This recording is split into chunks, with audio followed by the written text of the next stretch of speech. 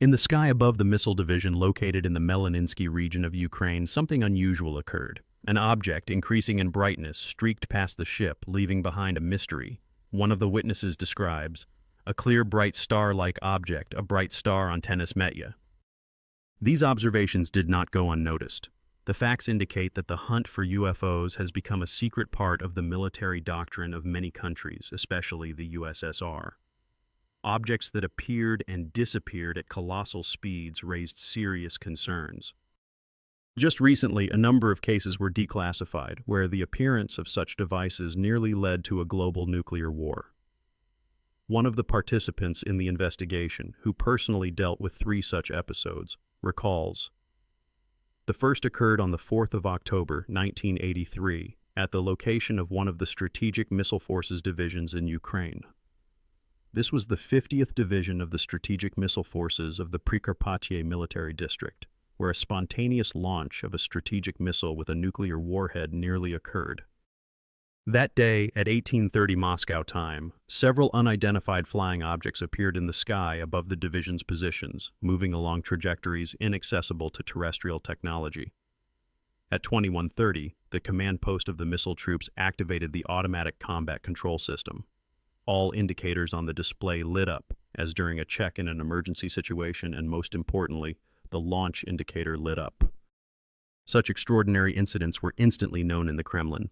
These anomalous cases were taken very seriously, but the information remained within a narrow circle of the initiated. What these people discussed remains a mystery, but it is known that they were awaiting the results of the investigation. Since 1979, by special order of the General Staff, a special laboratory of the 22nd Central Scientific Research Institute of the Ministry of Defense was established in Mytishchi, near Moscow, which was engaged in collecting information about UFOs. For the first time, documents from the archives of this laboratory concerning emergencies at the missile base were declassified. The list of individuals who observed UFOs turned out to be quite unusual for an official military document. There were more than 1,000. There are more than 20 different theories about the origin of anomalous UFO phenomena, which can be grouped into 4 main categories. The first group suggests that this is a natural plasma formation, a product of cosmic plasma. The second group considers anomalous phenomena as artificial plasma, a result of anthropogenic interventions and scientific technical experiments. The third group associates these phenomena with the activities of extraterrestrial civilizations, while the fourth suggests the existence of parallel worlds. All these hypotheses have the right to exist, and none of them has been rejected. The beginning of this research was marked by an unexpected business trip in the autumn of 1977, which took place under conditions of strict secrecy. The president of the Academy of Sciences of the USSR, Alexandrov, stated, "We can no longer afford to ignore the UFO problem." As a result, Colonel Sokolov, a representative of the Ministry of Defense at the Academy of Sciences, found himself part of a secret commission that traveled to the city of Petrozavodsk. On the night of the 22nd to the 23rd of September 1977, an unknown object of enormous size appeared over the embankment of this city. According to eyewitnesses who observed the unusual phenomenon, the object resembled a disc-shaped aircraft from which beams of light emanated, as if surveying the city. However, the investigation of this grand event concluded surprisingly quickly. It was officially stated that a training launch of a missile had taken place at a nearby military unit, which ended in failure. The missile exploded, which became the reason for the unusual spectacle witnessed by the entire city. Nevertheless, one fact remained unexplained. Throughout Petrozavodsk, strange neat holes appeared in window panes on any floor precisely on the night of the event. All the glass was transported to Moscow and handed over to the Ministry of Internal Affairs for examination. The results turned out to be more than prosaic, and it seemed that the mystery of the Petrozavodsk phenomenon had been closed. However, in a report that sparked curiosity, it was stated that such holes could have been made in the glass by the impact of solid metal objects fired from projectile weapons, such as slingshots. But this turned out to be merely a cover for the real investigation. There was also another classified report, which is now being shown for the first time. An examination conducted at one of the closed institutes by leading Soviet specialists provided a definitive answer. The capital of the Karelian ASSR, the city of Petrozavodsk, was being probed by a particularly powerful laser. The conclusion was that if one assumes that this laser device was located at a site observed by hundreds of residents, and it was situated in the area of the pier in Petrozavodsk, then given the mutual geometry of the buildings where the windows were shattered, the energy of the laser device must have been very large. At that time, only one single laser in the Soviet Union, located in the city of Tomsk, possessed such energy. Moreover, it was a stationary model, very heavy, and no known aircraft at that time could have carried it on board, even if it had been highly desirable. From that moment, the concept of UFO was officially legitimized in the USSR, although only a narrow circle of insiders were aware of it. The first Soviet program for the study of unidentified objects, designated with the code NET, was intended solely for data collection. The research was under constant control of the higher command of the Soviet Army. In 1980, the General Staff issued a secret directive, which was shown on screen for the first time. It detailed the actions of the armed forces personnel when encountering a UFO, which was referred to here as AAY, anomalous aerospace phenomena. Under this name, UFOs appeared in all military documents. To gather information about UFOs, it was ordered to engage absolutely all means of electronic and visual observation. A particular point was emphasized, mandating that each military unit appoint an officer responsible for collecting information about UFOs. To the surprise of the creators of the NET program, reports from military units flooded in. Initially, it seemed that within the framework of the program, answers to all questions would be obtained by 1980. But reality turned out to be completely different. Instead of answers, even more questions arose. All these studies were conducted in those years when discussions about UFOs were perceived as something akin to dissidence. The country was striving for a bright future, and any mention of mysticism remained in the shadows. But no one even suspected that the study of this mysticism was in full swing among the military. In 1980, a secret program called Galaxy was adopted as a further continuation of NET, and in 1985, Horizon. Many military personnel were not even aware of this, but a large hunt for UFOs was declared, and the scale of this hunt was colossal. In documents from the archives of the Ministry of Defense, a case is described that can be considered typical. A conscript soldier, Vasinovich, while guarding the standard fuel and lubricant storage, reported an unidentified aerial object that appeared over the warehouses. The day after the incident, the area was flooded with high-profile officers who took detailed statements from the watchmen and created an accurate plan of the scene. Here, the location of the unidentified flying object's appearance was marked. It is important to note who checked and approved these statements. This occurred under conditions where the incident site was an out-of-the-way warehouse, where only a madman would think to catch spies. Nevertheless, the number of such reports continued to grow, and the scale of the unidentified was simply staggering. In the early 1980s, the General Staff made an unprecedented decision. By direct order of its leadership, employees from 2 institutes were granted unlimited access to data on missile technology launches both in the USSR and abroad. This became possible due to intelligence data, including information on failed and particularly classified launches. Many high-ranking officials from the Ministry of Defense did not have such authority, but it was they who allowed military specialists to thoroughly investigate each case, leading to the creation of the Ministry of Defense's own statistics on UFOs and narrowing the search scope. According to this statistics, 85% of UFO sightings were explained as the consequences of natural phenomena or ordinary missile launches. However, the remaining 15% defied any explanation, and it was these that became the target of a hunt, the results of which turned out to be unexpected for the hunters themselves. Pilots reported sightings in Taldykorgan and Azhayevka in the Far East. One of them, Lieutenant Boris Korotkov, in October 1981, underwent a real UFO attack near Kaliningrad. He miraculously landed his Su-32. In a photograph taken after the landing, it is visible that a piece seems to have been torn from the tail assembly of the aircraft. The air combat diagram reproduced by the pilot himself also shocked specialists. At the moment of the encounter with the UFO, the aircraft's instrument, which only fails in the event of a disaster, the famous black box, malfunctioned. This meant that if it were not for the pilot's courage, the reasons for this, fortunately, averted disaster would never have been established. Further investigations revealed an even more frightening picture for the military. The suspicion arose that UFO sightings mainly occurred near military facilities. For example, in the area of Molino and the Dzerzhinsky district of the Gorky region, as well as in the vicinity of Plesetsk. In the Borisogledsk air hub, where flights were conducted, cases of UFO sightings had been recorded for up to 20 or even 30 years. The hunting grounds narrowed down to specific coordinates, although the price of this hunt was the high emergency descents of pilots. In the year 1982, a Spark aircraft under the command of Guards Captain Kopakin, upon the order of command, attempted to enter an inexplicable green cloud that had suddenly appeared over one of the airfields. This attempt nearly cost the crew their lives.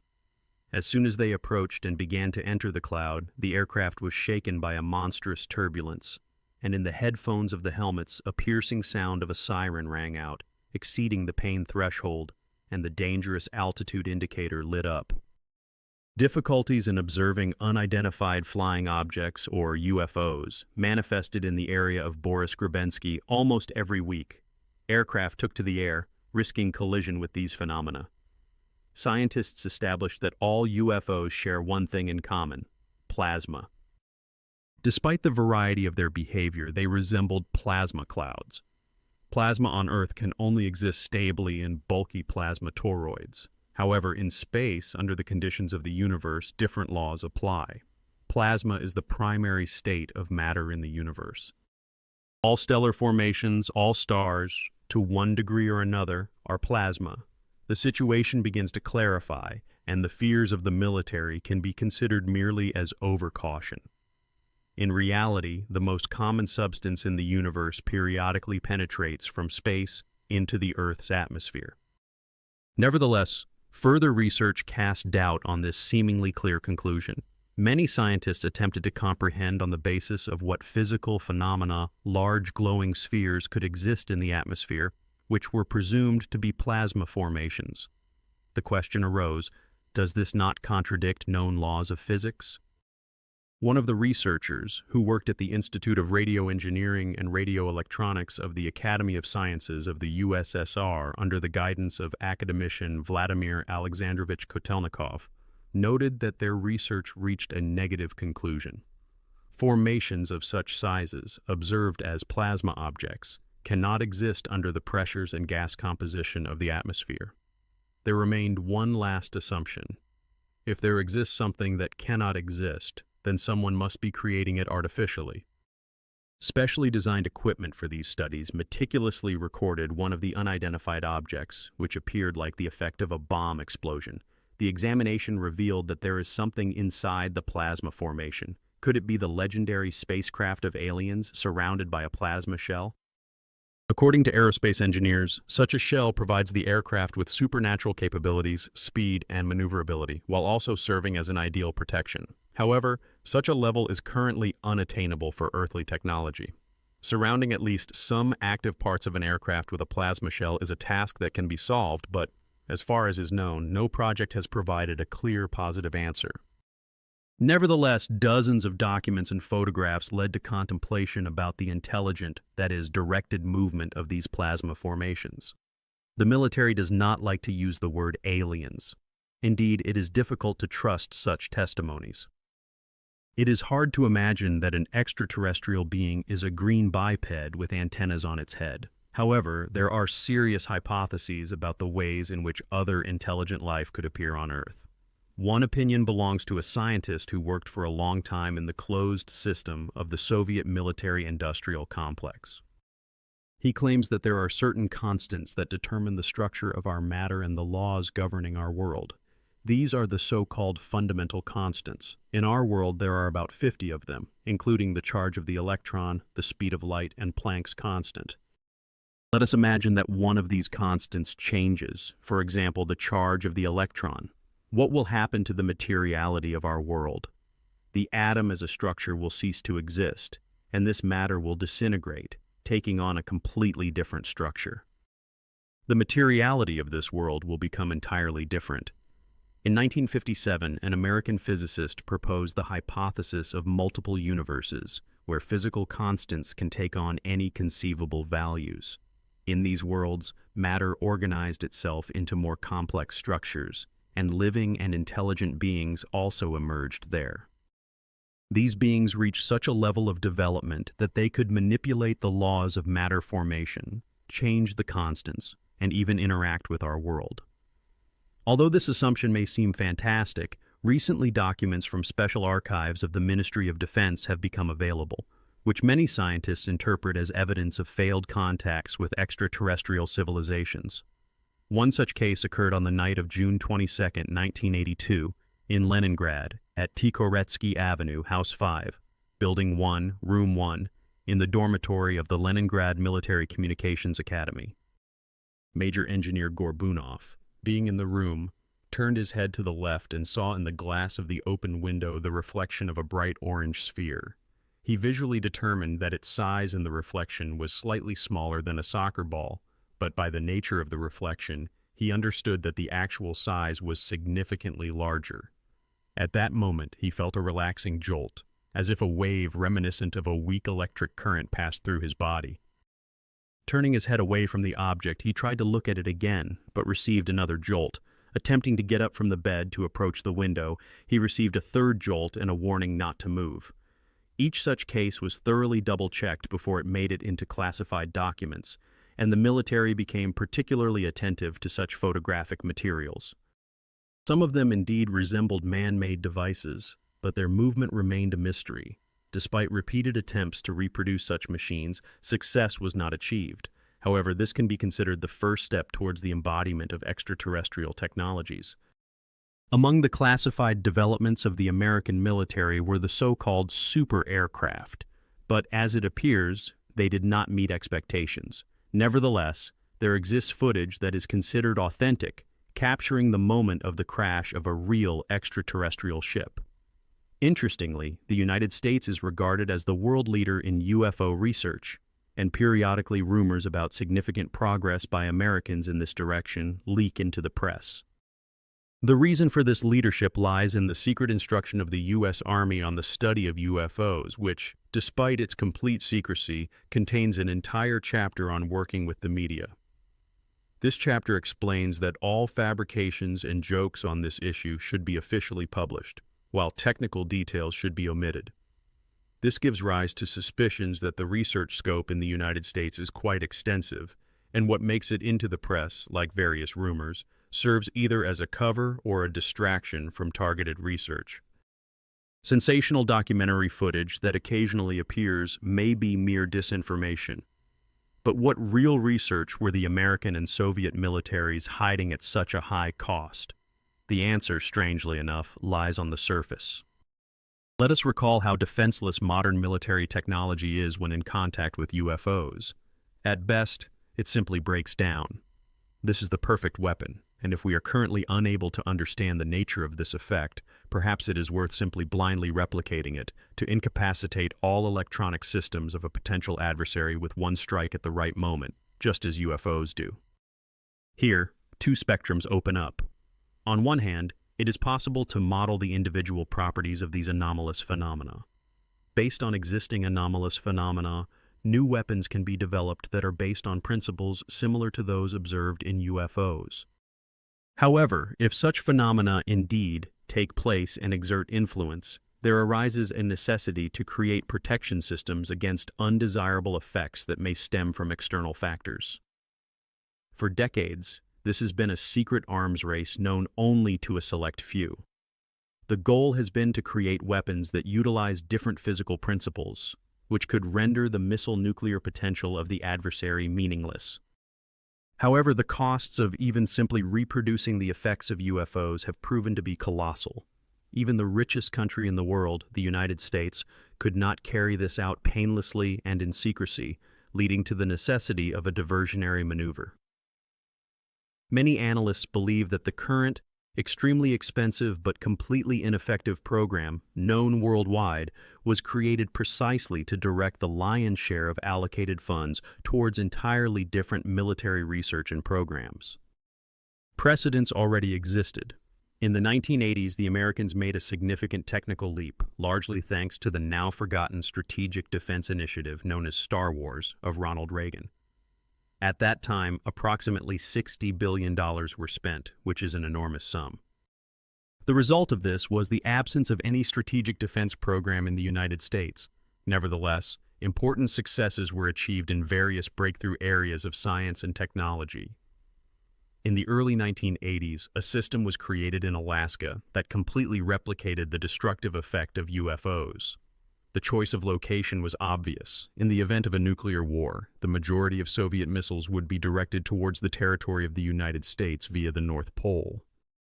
On their path, they would encounter a system of 180 relays creating a special magnetic field. The Americans managed to develop the HAARP system, which is officially presented as a research program for studying the upper atmosphere of the Earth. In fact, this is a high-frequency heating stand of high power, capable of creating extended plasma formations as a result of heating the atmosphere with a powerful beam of radio waves. This can alter the trajectory of radio wave propagation necessary for both space and military communications, as well as create plasma formations capable of destroying objects, including aircraft.